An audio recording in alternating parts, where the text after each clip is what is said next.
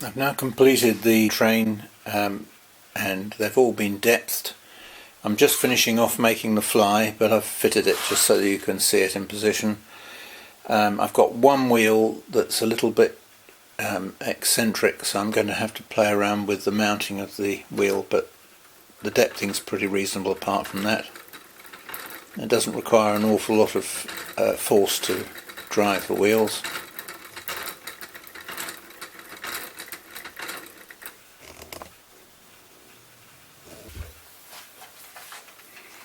Very difficult to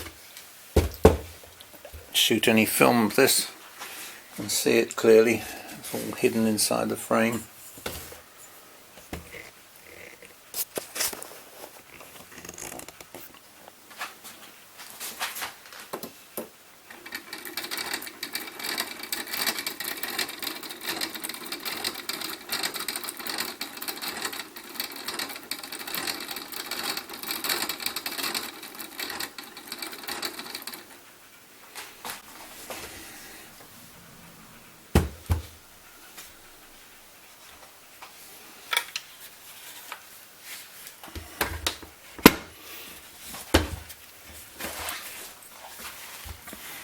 The front of the frame, that's the great wheel, that's the second wheel, third, fourth, and the fly warning wheel. Sorry, that's the warning wheel and that's the fly wheel. These have been bushed, as you can see, but this one hasn't yet. It's still to be done. But I decided all the bushes to make them all the same size. They're all 6mm, so it makes it slightly easier making them. All was reasonably uneventful and went as expected. The one thing that you perhaps could note, Harrison was very clever in making sure that there was not too much movement between one wheel and the mating wheel. So from here to here, for example, is the biggest one. There's movement in that section there which is going to expand and contract, but it's at an angle, so it's not the full amount, so it's just that amount that will move. This is long grain, so there won't be any expansion and contraction. And similarly from here to here, there's only a tiny bit. From here to here, there's also only a small bit. So it's quite clever the way he's pitched the gears. So a little bit more to do on checking this out, getting that wheel sorted out here, and that's all. I've finished the fly, which you can see has two brass springs at each end so that it's not held on the arbor. It's just held in position loosely and tensioned by the springs either end. The idea is that if it stops suddenly, it's not going to damage anything. So that's it. And it's now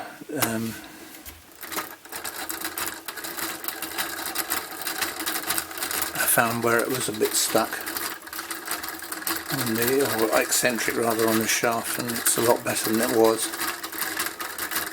Still got one more thing I can try.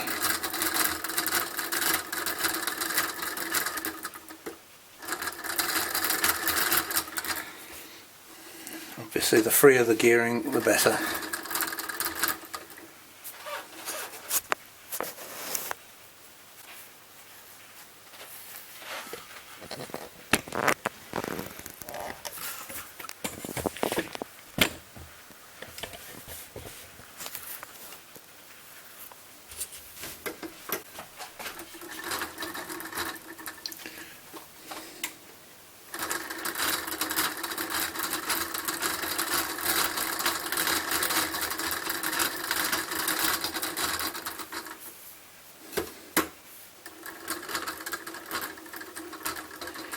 I shall have to work out now what weight it takes to drive it and see if I'm in the right ballpark, but I think it should be.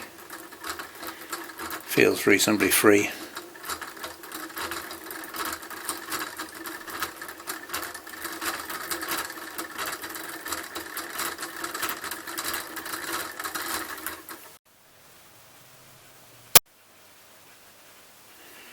Now I've got to make up these strike train arbors, levers that fire off the striking and stop the striking. There's 3 that go across in there. I don't actually know quite how they all work and they interact, so I shall just have to do them one at a time, check their operation, and then move on.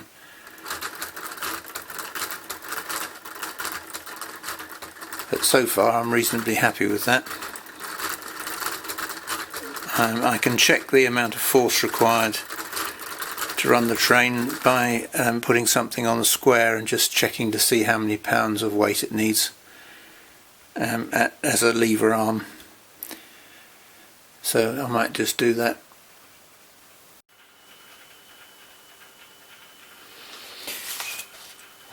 I'm just starting to mark out the position of the levers that operate from this side of the clock, and I have consulted my stock of photographs, and this is probably one of the clearest. It shows the levers which are about 1/2 inch in diameter, 3 of them. One of them is very close to the great wheel on the going side, and the going side great wheel is there. So if it's 1/2 inch, it's going to be somewhere in that position.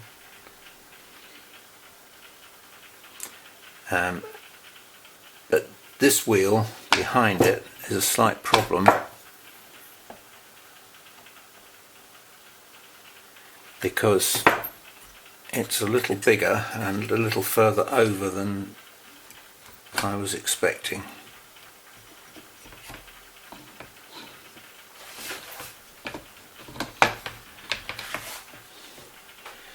So if I want something that's the same as the photographs, where it's slightly in from the edge, like those 2 I've marked out there, here it's going to be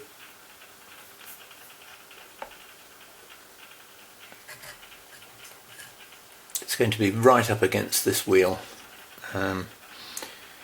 So I've decided to do, I've tried various positions, and that is about the best position right there where I've got it marked. So I'm going to go for it, and I probably have to take away part of the material. Don't like having to do it, but I'll have to reduce the diameter or take a notch out of it.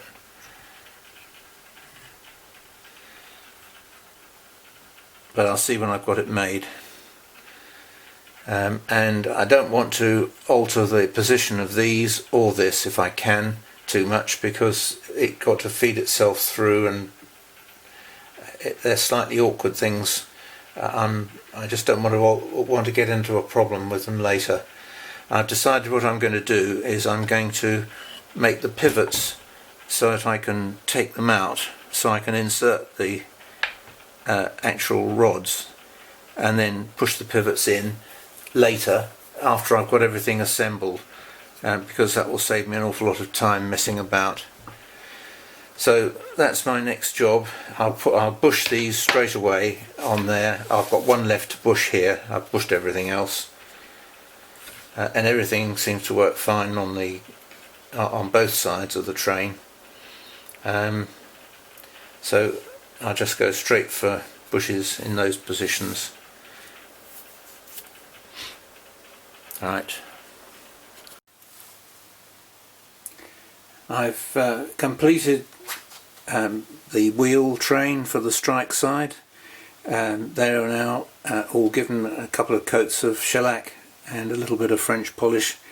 I haven't gone overboard with them. I've dyed them a little bit darker than I did the first ones, unfortunately, so they will look a little bit different, but never mind. The main thing is that they're protected. Now this is looking down on top of the clock. This is the fly here, and the first of the control levers is in position, and the way it works is that there's very, very difficult to see this, unfortunately. There's an H-shaped,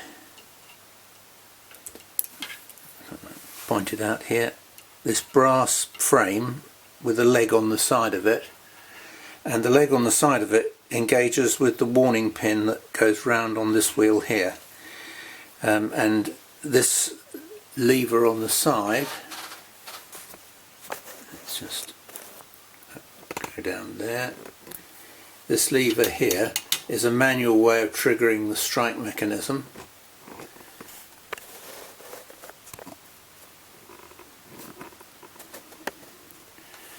So if I apply pressure on here,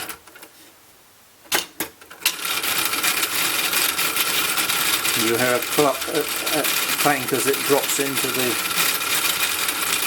slot on the strike. There we are. And the slotted wheel, again you can't really see it here at the bottom, has this hook here that drops into the gap. It doesn't actually engage with it, it just drops into the gap, and when it drops it locks. It allows the frame to drop down until it catches on the warning pin. Just got, there we are. So that pin on the wheel there,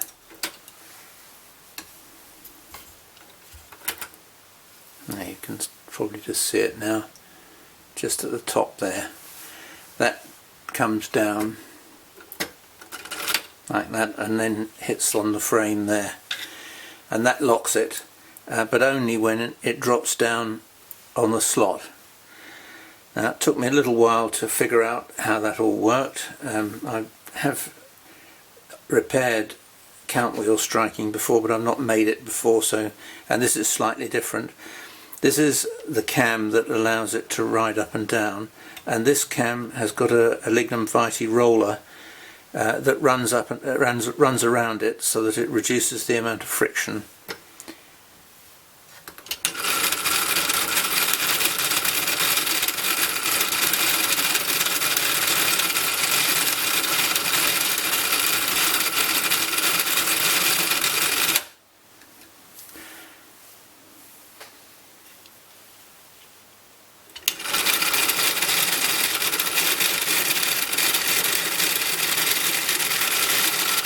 And you can see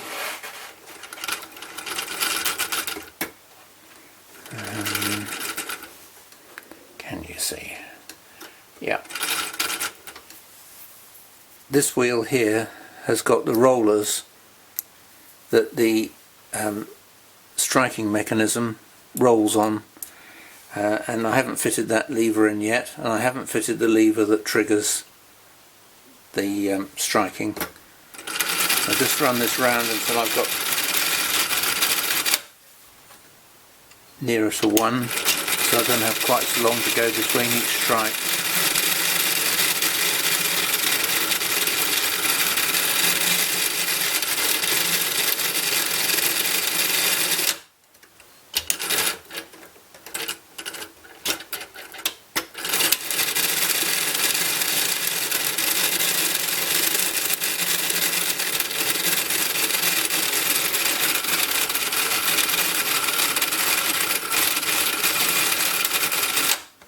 That's 12. Now I'll just tip this up so you can get a better view inside.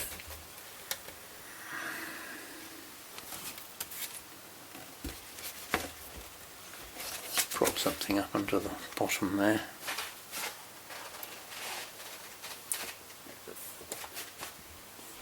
I say this is extremely difficult to do a video of, because some of it is so hidden.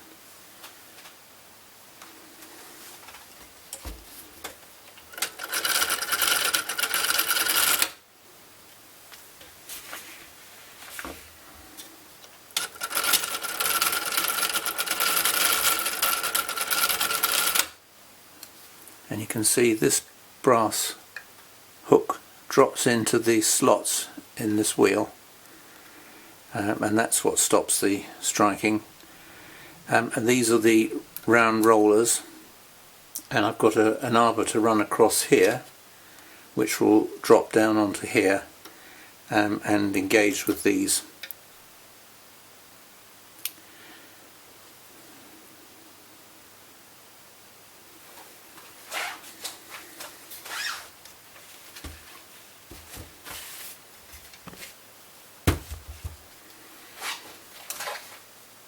Now what I'll do is I'll put the arbor in that I've made. I can show you how I do this. I make it first of all in wire that I can bend and get a shape that works, and when I've done that I can then make it in brass.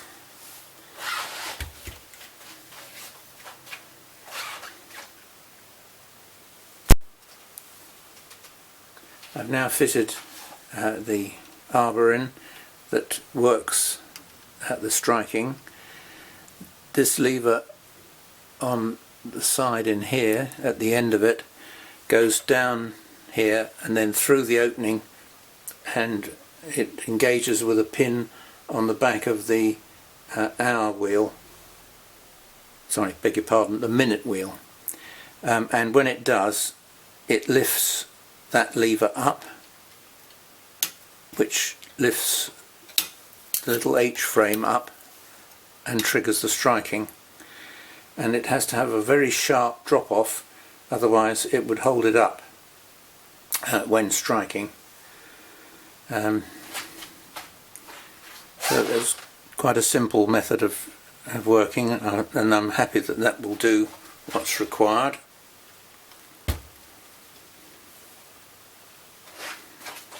So you can see I've threaded that one, managed to get a straight rod through here, and I'll cut that off, obviously level with this.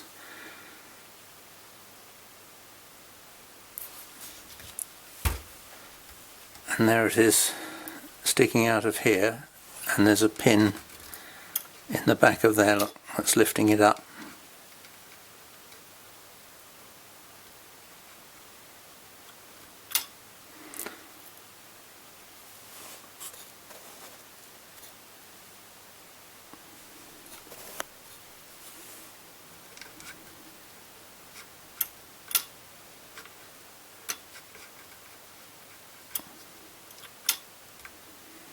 And that's all it needs just to trigger the striking.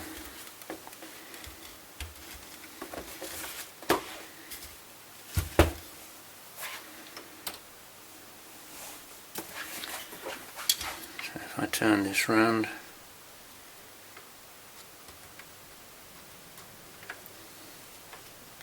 doing this left-handed.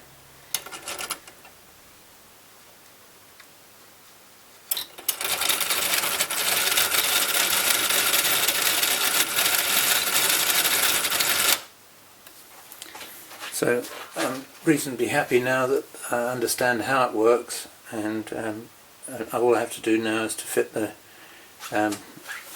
little lever on that will engage with the pins, with the rollers rather, on here to give me the strike. So the next job will be finish all those and polish up the plates, and then I can think about getting the escapement to work.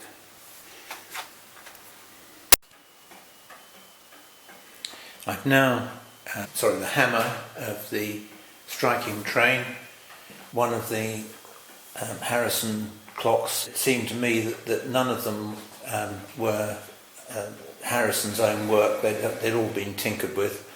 So, and also I've got a problem that my height of the top of the clock in the case hasn't got enough room for the arch dome.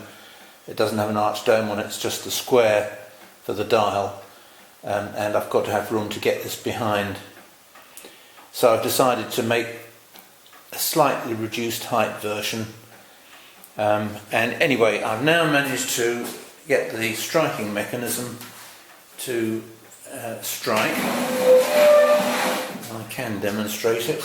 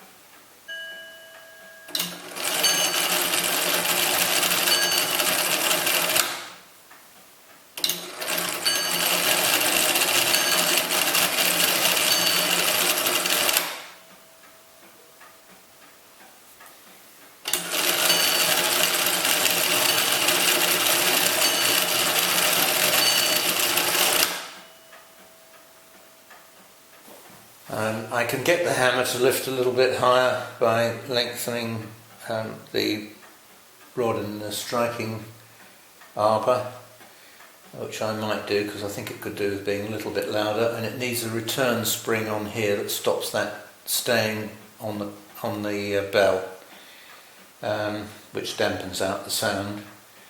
I'm not terribly happy with the way it strikes.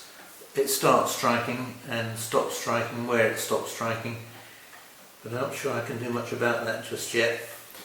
But what I will do is take these levers off so you can see them in a bit more detail. So just take that for a moment just off there. That's all just on loosely at the moment. So which one should I take off first?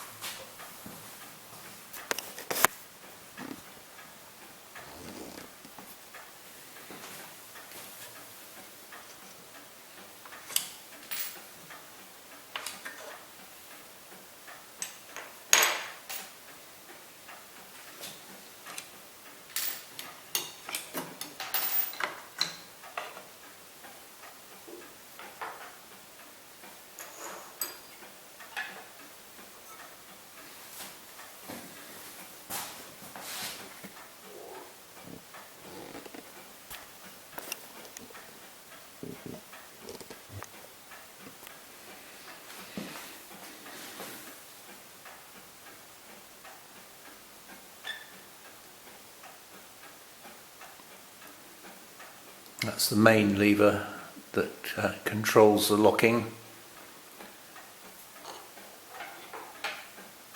This is the one that triggers the strike, and it's slightly convoluted shape, just as necessary to feed its way through into the place where it picks up the pin on the warning wheel, and that's the simplest one, which is the strike. So I'm quite pleased that I've got that far. At least I've understood how it works. I've got it working, and all I need to do now is to refine it. But I think it's definitely that striking part of it is going to be okay now. So I'll just tinker with this a little bit more, and then I can start to think about getting the clock actually finished.